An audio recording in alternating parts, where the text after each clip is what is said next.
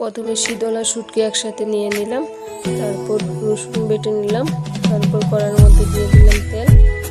তেল দেওয়ার পর তেল দেওয়া হয়ে গেছে, তেল দেওয়ার পর দিয়ে দিলাম শীতল আর শুটকিগুলো, তারপর তাতে দিয়ে দিলাম পেঁয়াজ কুচি দিয়ে এটাকে ভালোভাবে নেড়ে নিব।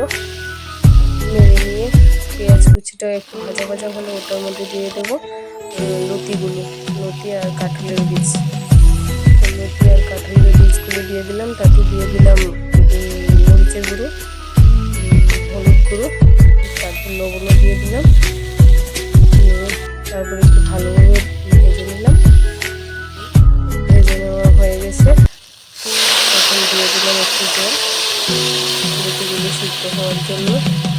জল দেওয়ার পর অনেকক্ষণ পর এটা হওয়ার পর মাঝখানে এরকম দেখাচ্ছিল তরকারিটা, এরকম দেখানোর পর তাতে দিয়ে দিলাম রসুনগুলো, বেটে রাখা রসুনগুলো দিয়ে ভালো করে নেড়ে চেড়ে নেব।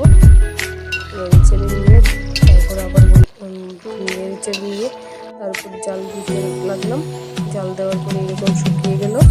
শুকিয়ে যাওয়ার পর এই তো নামিয়ে নিচ্ছি। রেডি লতি তরকারি, লতি শীতল লতি।